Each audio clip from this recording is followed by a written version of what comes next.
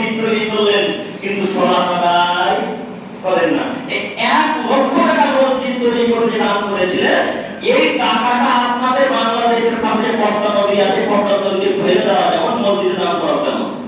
কথা বুঝতে পারেননি? তার মানে আমি বলতে চাচ্ছি যার সওয়াব নেই তার করে নেই।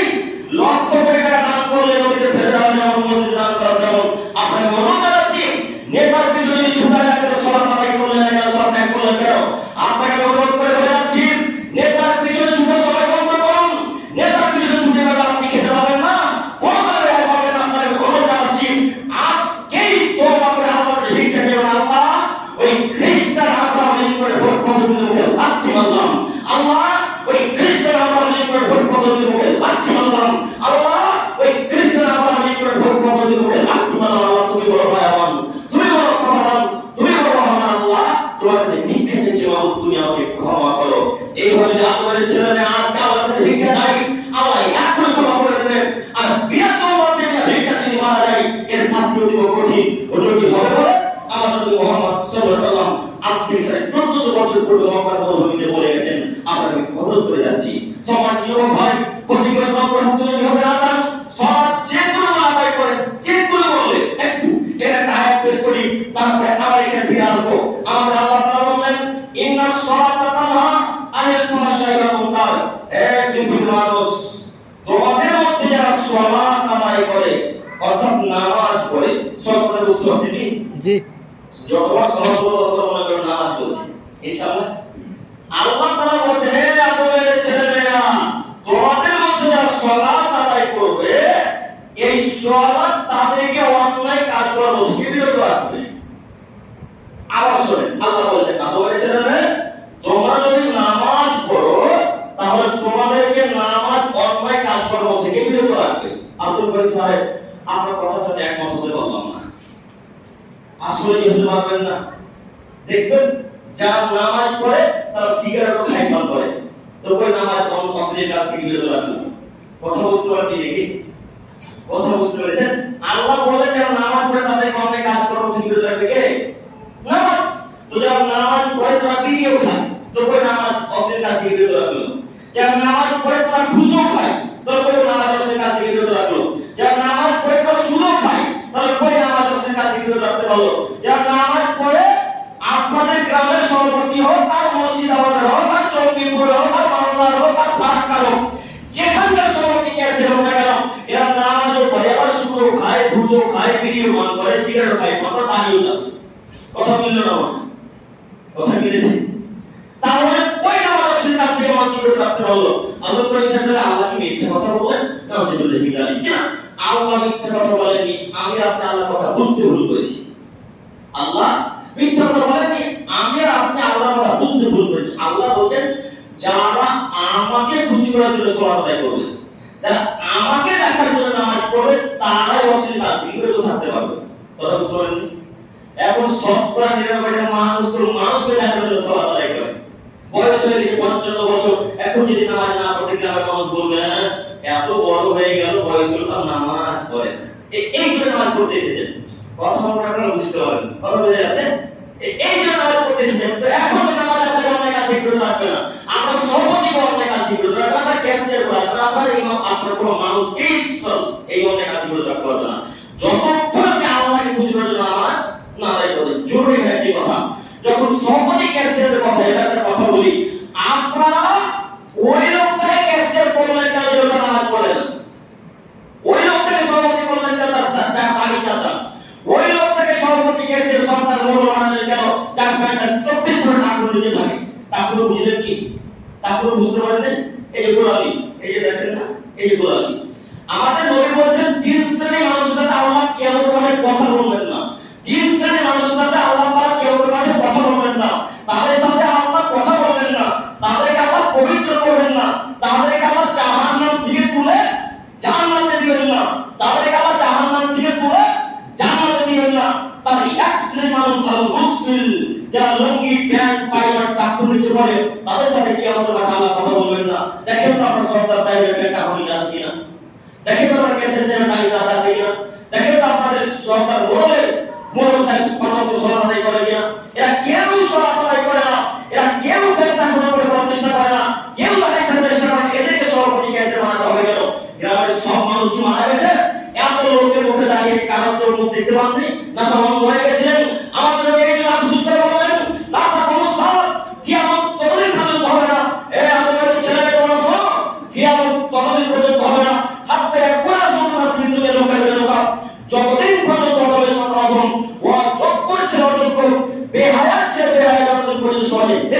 না দিচ্ছে, যতদিন পর্যন্ত সমাজের দায়িত্ব, সমাজের সরকারের দায়িত্ব, সমাজের মেম্বারের দায়িত্ব, সমাজের চেয়ারম্যানের দায়িত্ব, সমাজের এমপির দায়িত্ব যতদিন পর্যন্ত না দিচ্ছে, ততদিন পর্যন্ত কিয়ামত হবে না।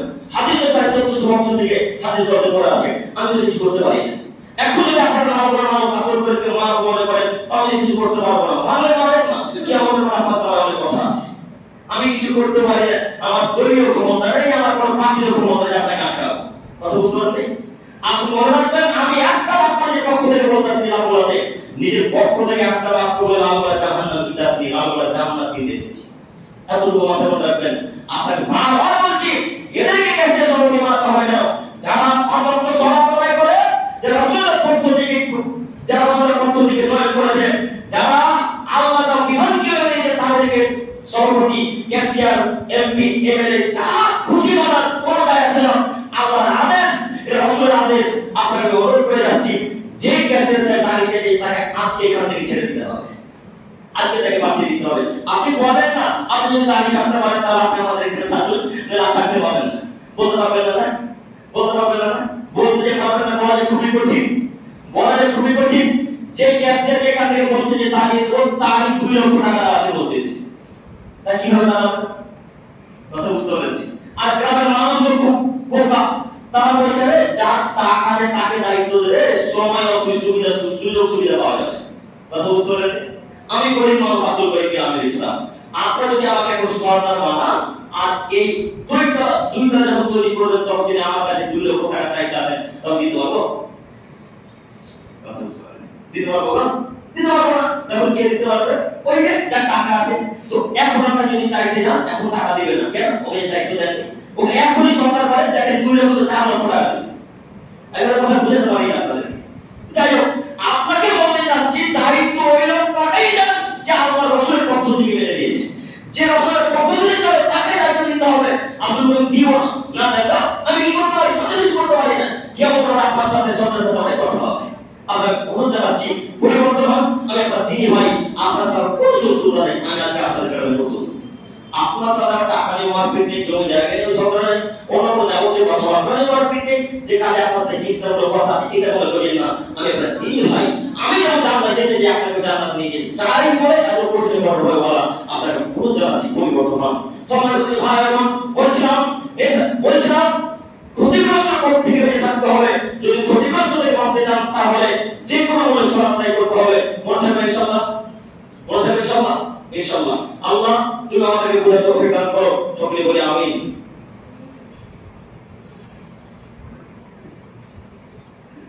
হামিদান মুসাল্লিয়ান আম্মা বাদ।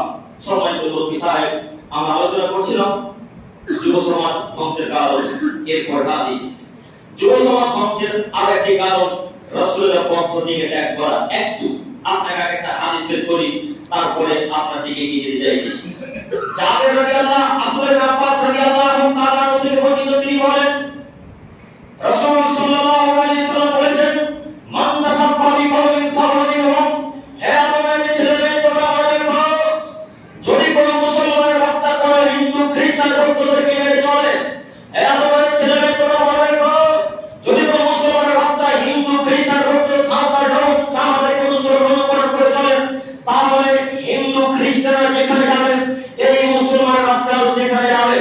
যদি একটি কথা আপনাদের আগে বলি, একটু বলেন তো দেখি, হিন্দু খ্রিস্টান ভক্তরা কি জান্নাতুল ফেরদাউস যাবে না জাহান্নামে যাবে? হিন্দু জান্নাতে যাবে না, ইহুদিরা, খ্রিস্টানরা, সাঁওতালেরা, ডোম, জামাত, মুসলিম বাদে এমন কোন ধর্ম বা জাতি আছে যেটা জান্নাতে যেতে পারে? কেউ যেতে পারে না। এই কথা আমার মাথায় রাখেন। এবার আপনাকে বলছি, আপনার ছেলে মাথার, আপনার ছেলে টুপিটা খুলে তো দেখেন তো, আপনার ছেলে টুপিটা খুলে দেখেন তো তার একদিকে চুল আছে কিনা? আচ্ছা, কথা বলেন না, দেখেন আপনার ছেলে মাথা দিকে তাকান না একবার, একদিকে চুল আছে কিনা? তার একদিকে চুল নাই। এটা মোহাম্মদ সাল্লাল্লাহু আলাইহি ওয়াসাল্লাম নীতি বলেন। একদিকে চুল একেবারে টাকলা করে দিয়েছে, লেভেল জিরো, ওই মেসের চুল আছে জিরো না কি বলে, জিরো মেরেছে। দেখেন তো তার একদিকে চুল আছে কিনা? একদিকে চুলই নাই, আর এই ডান দিকে একবারে হাজার হাজার চুল। বলেন এটা কার নীতি? বলেন এটা কার নীতি? এটা যদি মুহাম্মদ সাল্লাল্লাহু আলাইহি ওয়াসাল্লামের নীতি হয়, তাহলে আপনার ছেলে জান্নাতে যাবে। আর আপনার ছেলে চুলটা যদি হিন্দু খ্রিস্টান বৌদ্ধদের নীতি হয়,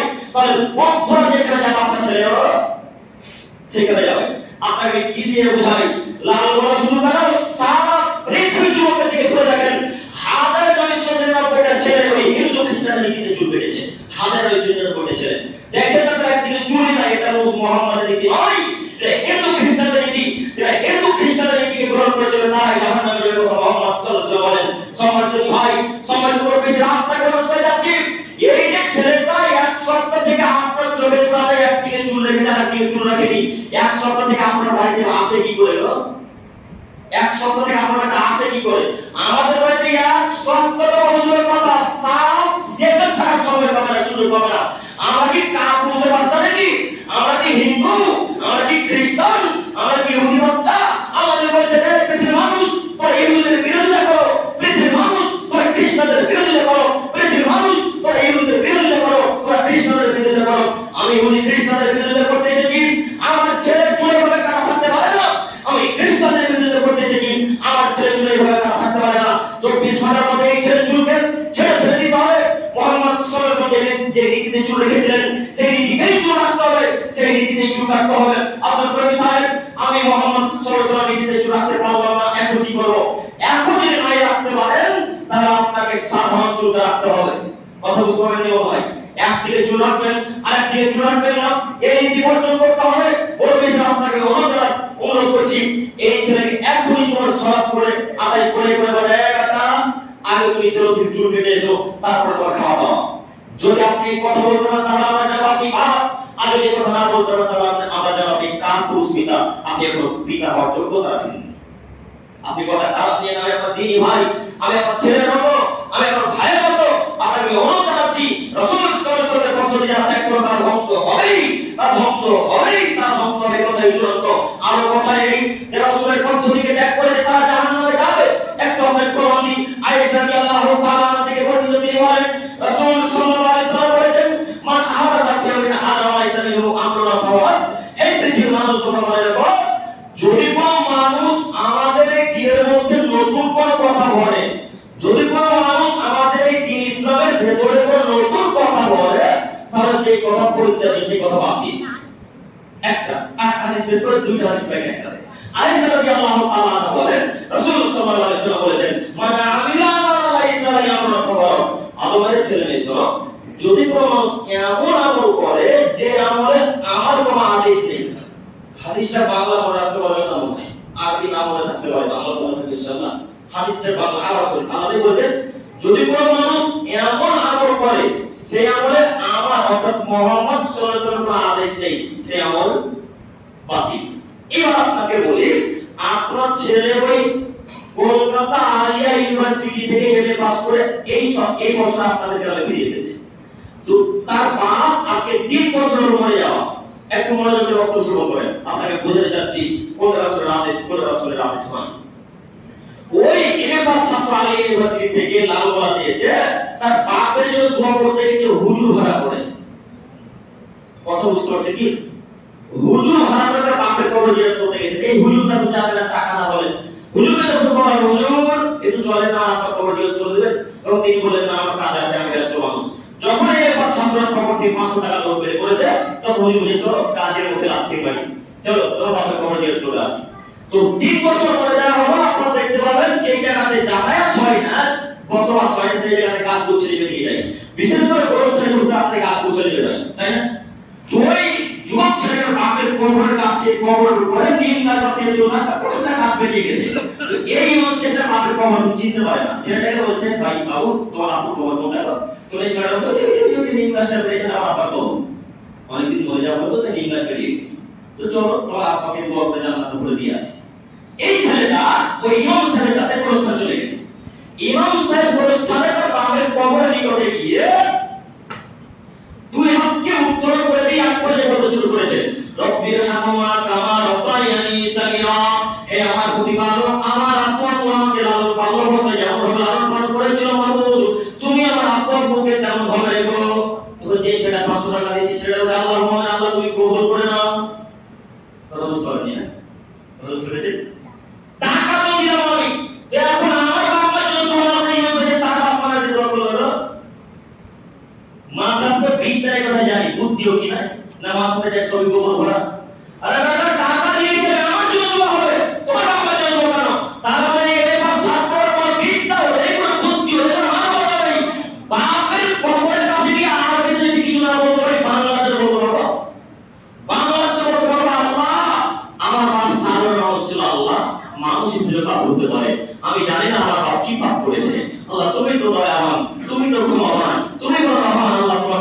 চাইছি মাবুদ, আমার আব্বা সাধারণ মানুষ হিসেবে পাপ করে তুমি আমার আব্বাকে ক্ষমা করো।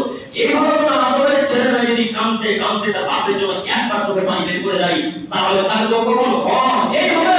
আর ওই ইমাম সাহেব, মুরব্বি সাহেব, মুফতি সাহেব যদি তোমার বাপের কবরের কাছে গিয়ে দুই চোখের পানি ফেলে দিয়ে দাঁড়ি, জুব্বা, পাঞ্জাবি, পায়জামা সব যদি ভিজিয়ে দেয়, তো ওই জিন্দে ওটা কবুল হবে না। কেন? ইমাম সাহেব বিদআত করলো তাই। কথা বুঝতে পারেননি? ইমাম সাহেব বিদআত করেছে তাই। ওইটা যদি সুন্নাত তরিকায় হতো তাহলে তো কবুল হওয়ার আশা থাকতো। আপনাকে কি দিয়ে বোঝাই? মুহাম্মদ সাল্লাল্লাহু আলাইহি ওয়াসাল্লামের পদ্ধতি যারা ত্যাগ করবে তারা ধ্বংস হবে। কথাই ঠিক। মুহাম্মদ সাল্লাল্লাহু আলাইহি ওয়াসাল্লামের পদ্ধতি যারা ত্যাগ করবে তারা ধ্বংস হবে। বিদআত করে যদি কোনো আদমের ছেলে বলা যায় তো ওর বসে কাছে জাহান্নামে যাবে, তাকে কিয়ামতের মাঠে সুস্বাদু পানি পান আল্লাহ তাআলা যদি মুহাম্মদ সাল্লাল্লাহু আলাইহি ওয়াসাল্লাম দিবেন না। আমাদের ওই পেয়ালায় যখন পানি পান করা হবে, তখন একের পর এক আপনি আসবেন, তারপর আমার ভাই আসবেন, তারপর আমরা যাবো, কেউ কেউ হাজার হাজার মানুষ হবে। ওই সাথে একটা বেদাতি লোক থাকবে। ওই বেদাতি লোকটা যখন লাইন আসবে, যখন মুহাম্মদ সাল্লাল্লাহু আলাইহি ওয়াসাল্লামের কাছে আসবে, তখন একজন ফেরেশতা এসে বলবেন, আল্লাহর নবী, এই লোকটা আপনার মরে যাওয়ার পরে বেদাত করেছিল, আপনার মরে যাওয়ার পরে দুনিয়াতে নতুন ইবাদত চালু করেছিল যেটা আপনি করেননি, আপনাকে তাড়িয়ে দেন। তখন আপনি বলবেন, সুবহান সুবহান সুবহান, যাও এখান থেকে চলে যাও, যাও এখান থেকে চলে যাও, যাও এখান থেকে চলে যাও। একটু আমাদের নবী যদি কারোর জন্য সুপারিশ না করে, যদি পেয়ালাতে মিষ্টি সুস্বাদু পানি পান না করে, তাহলে কোনো মায়ের বেলার ক্ষমতা দিয়ে জান্নাতে যেতে পারবে? বুঝতে পারবেন? আর কোনো মায়ের বেলার ক্ষমতা নেই। কাজে বেদাত থেকে বিরত থাকতে হবে। যুবক ভাই, আপনাকে অনুরোধ জানাচ্ছি আমি, আপনি যুবক সমাজ, আপনাকে অনুরোধ করছি, যদি আপনি আল্লাহর কাছে জান্নাত কিনতে চান, ধ্বংসের পথ থেকে বাঁচতে চান, তাহলে যে কোনো হলে আপনাকে এই বেদাত থেকে বিরত থাকতে হবে। পারবো ইনশাআল্লাহ? পারবো ইনশাআল্লাহ? কত বেদাতের লিস্ট আছে, আপনাকে কি দিয়ে বোঝাই? আমি ছোট ছোট ধ্বংসের কারণ বলতে এসেছি, আমি সেদিকে যাচ্ছি না। এরপরে বাক্য সে যাচ্ছে আমাদের নবী, আমাদের আল্লাহ তাআলা বললেন, পৃথিবীর মানুষ শোনো, খুবই আফওয়া মুহাম্মদ সাল্লাল্লাহু আলাইহি ওয়াসাল্লাম। আমি যতবার মুহাম্মদ বলবো ততবার সাল্লাল্লাহু আলাইহি ওয়াসাল্লাম বলবেন। মনে থাকবে ইনশাআল্লাহ? কৃপণতা অবলম্বন করবেন না। আমাদের নবী বলছেন, যে ব্যক্তি আমার নাম শুনলো, তারপর আমার উপর দরদ পাঠ করলো না, তার মতো বখিল বিপদ পৃথিবীতে কেউ নেই। সাল্লাল্লাহু আলাইহি বলতে কিন্তু কষ্ট লাগবে, তাই না? একবার সাল্লাল্লাহু আলাইহি ওয়াসাল্লাম বললে 10টা নেকি আল্লাহ তাআলা লিপিবদ্ধ করবেন। একবার সাল্লাল্লাহু আলাইহি ওয়াসাল্লাম বললে 10টা রহমত আল্লাহর পক্ষ থেকে নাযিল হবে। একবার সাল্লাল্লাহু আলাইহি ওয়াসাল্লাম বললে আল্লাহ তাআলা আপনার উপর 10টা রহমত নাযিল করবে, শান্তি বর্ষণ করবেন। তো বলতে খুব কষ্ট লাগবে কি? লাগবে না ইনশাআল্লাহ। তো আমাদের নবীকে আল্লাহ তাআলা বলেছে, মুহাম্মদ সাল্লাল্লাহু আলাইহি ওয়াসাল্লাম, মানুষকে আপনি ক্ষমা করেন। যে আপনাকে গালি দিয়েছে তাকে ক্ষমা করেন, যে আপনাকে আপনার নামে কোরআনে পড়াশোনা করেছে তাকে ক্ষমা করেন। এটা আল্লাহর আদেশ মুহাম্মদ সাল্লাল্লাহু আলাইহি ওয়াসাল্লামের উপরে।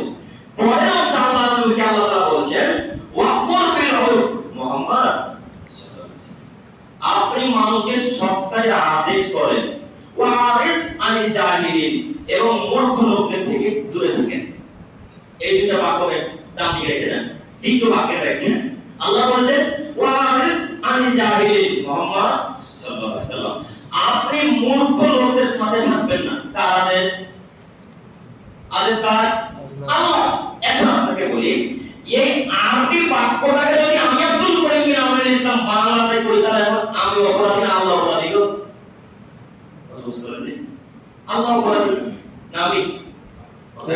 কেউ না।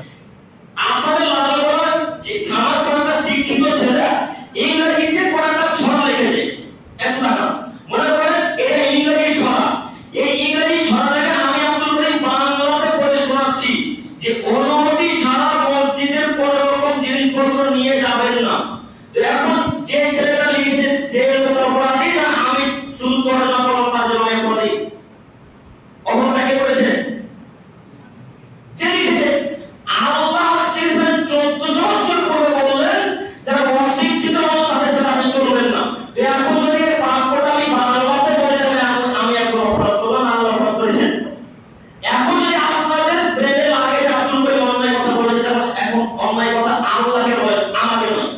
আল্লাহকে বলে আল্লাহ আপনি কেন বললেন যে অশিক্ষিত লোকের সাথে চলতে পারবেন না? আপনি কেন বলেন মূর্খ লোকের সাথে থাকতে পারবেন না? এগুলো আল্লাহকে বলবো, আমাকে নয়। আল্লাহ বলেছে অশিক্ষিত মানুষ তাদের সাথে চলবেন না। এবার আপনাকে বলি, যদি যুব সমাজকে ধ্বংসের পথ থেকে বিরত রাখতে চান, যদি তাদের জাহান্নামের মধ্যে ফিরিয়ে আসতে চান, তাহলে এই ছেলেটাকে অশিক্ষিত ছেলের সাথে চলাচল করা বন্ধ করেন। আব্দুল করিম সাহেব অশিক্ষিত কে যে সালাত আদায় করে না সে, আব্দুল করিম সাহেব অশিক্ষিত কে যে নেশার দ্রব্য খায় পান করেছে, আব্দুল করিম সাহেব অশিক্ষিত কে যে দাড়ি চাটেছে, আব্দুল করিম সাহেব অশিক্ষিত কে যে প্যান্ট টাকুনি যে পরেছে, আব্দুল করিম সাহেব অশিক্ষিত কে যারা গান বাজা শুনে তারা, আব্দুল করিম সাহেব অশিক্ষিত কারা যারা পিতা মাতার গালি দেয় তারা, আব্দুল করিম সাহেব অশিক্ষিত কারা যারা ফ্রি ফায়ার পার্টি লুডু চোষা তালা কেরামত ফেলে যাওয়াতে গেম খেলে তারা, এরা সবাই অশিক্ষিত।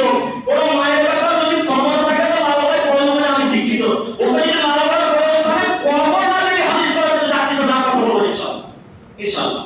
এমন কোন মায়ের ব্যাপারে সবাই না করে যদি শিক্ষিত দাবি করে ওই যে হাদিস পড়তে কোথা না দিতে পারে কবর না দিতে পারে চাকরি না কথা বলবো। আল্লাহ বলেছে ইমামে রাকাতুল্লাহ এই পৃথিবীর মানুষ তোমরা মনে রাখো যারা শিক্ষিত মানুষ তারাই উপদেশ গ্রহণ করে, যারা জ্ঞানী গুণী মানুষ তারাই উপদেশ গ্রহণ করে, যারা শিক্ষিত মানুষ তারাই উপদেশ গ্রহণ করে। একটু আপনাকে বলি সলাতের ব্যাপারে কথা বলবো, এটা কি উপদেশ কোনো কথা না উপদেশের বাইরে? উপদেশ হলো এখন যারা সলাত আদায় করে তারা সবাই শিক্ষিত, আর যারা সলাত আদায় করবে তারা সবাই অশিক্ষিত। আল্লাহ তাআলা বলছেন আমি প্রথম বাক্যে একটা কথা বলেছিলাম মনে নেই যে নিজের পক্ষ থেকে একটা কথা বলে জান্নাত নিতে লালবাদ আছে, জান্নাত নিতেছিলাম বলতে কি কথা মনে রাখবেন। আব্দুল করিমকে স্টেজ থেকে এই মেম্বার থেকে নামাজ সারা ধরে বলেন এত খুঁজে বক্তব্য রাখলেন রেকর্ডিং হচ্ছে এই কথা হলো প্রমাণ দিয়ে যাবেন আমি আব্দুল করিম আপনার সাথে 24 ঘন্টা কথা বলে প্রস্তুত গ্রহণ করা আছে। আপনি খরচ যারা চাকরি পরিবর্তন হন যারা সমালোচনা করে তাদের সামনে শেষ করতে হবে না। আমাদের দেশে আল্লাহ আমার নবী আদেশ আপনি কি দিয়ে বোঝাই যারা নেশার নাম খাইবা করে তাদের সাথে যোগাযোগ করতে আপনার ছেলে হবে না আপনি হবেন না। আব্দুল করিম সাহেব এখন আমি কার সাথে তাহলে চলবো? আমার 5টা বন্ধু 5টার মধ্যে 5টা এর লিখো কার সাথে চলবে? এখন খুবই যে কঠিন। আব্দুল করিম সাহেব আমার আব্বার 3টা বন্ধু 3টা মধ্যে 3টা কে বেরাবাজি, এখন আমার আব্বা কার সাথে চলবে? কথা বুঝতে পারেননি? কথা হয়ে যাচ্ছে কি? আব্দুল করিম সাহেব এখন কি করবো তাহলে? এখন তাহলে কিছু করার আছে কি? শুনুন এদেরকে যতদিন ত্যাগ না করতে পারবেন ততদিন আপনি ততদিন আপনি কখনো সমাজের কল্যাণ করতে পারবেন না, নিজের কল্যাণ করতে পারবেন। কেন? আপনারা চাচাদের মুখে বিশেষ করে দাদু কিংবা দাদিদের মুখে একটা কথা শুনেছেন যে সর্বদোষে শিলা আছে, সর্বদোষে শিলা আছে। ওই পদ্মা নদীতে একটা লোহাকে এমনি ফেলে দেন তো দেখে তো ডুবছে না ভাসছে? ডুববে? ডুবে যাবে। ওই লোহাটাকে একটা কাঠের সাথে বেঁধে পেরে পেরে ছেড়ে দেন দেখে তো ডুবে কিনা? আর ডুববে? আর ডুববে। এই কথা দিয়ে আমি আপনাকে বলতে যাচ্ছি ওই যে 5 জন বন্ধু যারা বিড়ি করছে মজা করে হারাম করে নেশাদার দ্রব্য খায় পান করে যারা এদের সাথে আপনি চলছেন আর বলছেন আব্দুল করিম ভাই ওরা মদ পান করছে কি করবো আমি তো করি না। আব্দুল করিম ভাই ওরা নেশাদার দ্রব্য খায় পান করছে তাতে কি আমি তো খাই পান করি না, আমি ঠিক থাকলেই হলো। ও আর একটা কথা শুনেননি যে এক বস্তা আলুর ভিতরে যে একটা আলু পাতা থাকে তো লাল লাল বাইরে থেকে আলুটাকে বের করে ফেলার চেষ্টা করে না? কেন করে বলেন তো দেখি, কেন করে?